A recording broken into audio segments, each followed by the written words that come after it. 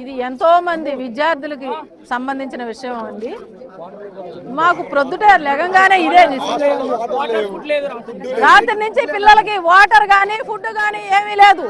మేము వచ్చే వరకు కూడా మగ పిల్లలు బయట నుంచుని మా కోసం ఎవరు వస్తారా అని ఎదురు చూపులతో అక్కడ నుంచుని చూస్తున్నారు. మేము వెళ్ళి వాళ్ళని కాంటాక్ట్ అయితే వాళ్ళు మా వెనకాల ఉద్యమంగా బయలుదేరి వచ్చారు. మమ్మల్ని లోన కూడా ఎంటర్ కానివ్వలేదు.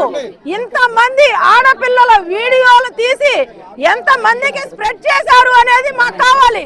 ఈ యాజమాన్యం ఎన్నో రోజుల నుంచి ఈ విషయం తెలుస్తున్నా కానీ బంధించేసి మూత వేసి ఎవరికి బయటకి పొక్కకుండా చేశారు. ముందు యాజమాన్యం బయటికి రండి. ఎస్పీ గారు అయితే ఏమీ జరగలేదని అంటున్నారు. నిప్పు లేదు పొగ రాదు, ఏమీ జరగకుండా ఇన్ని వందల మంది ఎలా వచ్చారు బయటకి? వంగలపూడి అనిత గారు, హోమ్ మినిస్టర్ బయటకి రండి, వచ్చి నిజ నిర్ధారణ కమిటీ వేయండి, నిజాలు తెలుసుకోండి. ఎన్నో వందల మంది బాలికల పిల్లల జీవితాలతో ఆటలాడుకుంటున్నారు. కాబట్టి పవన్ కళ్యాణ్ గారు వీళ్ళందరూ కూడా మీరు బయటకు రండి, బయటకు రండి. వచ్చి ఈ కాలేజీలో అసలు ఏం జరుగుతుంది?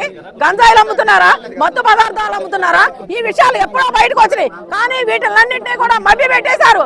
కానీ ఈ రోజున నిప్పేస్తే నిప్పు లేదే పొగరాదు అన్నట్టు బయటకు వచ్చింది. కాబట్టి ఇదంతా బయటికి రావాలి. ఈ యాజమాన్యానికి అంతా తెలుసు, తెలిసి మభ్య పెడుతున్నారు. మా కోసం వీళ్ళ పిల్లలందరినీ లాక్ చేసేసారండి. లోన పెట్టి బయటికి రానివ్వకుండా లాక్ చేశారు. తెల్లవారు 4 గంటల వరకు పిల్లలందరూ కూడా బయటే ఉన్నారు. వాళ్ళకి ఫుడ్ లేదు, తాగడానికి నీళ్లు లేవు.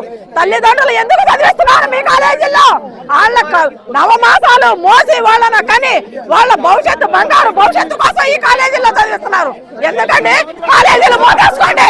కాలేజీ యాజమాన్యం రండి, బయటికి రండి, రావాలి. మేము పిల్లలకి న్యాయం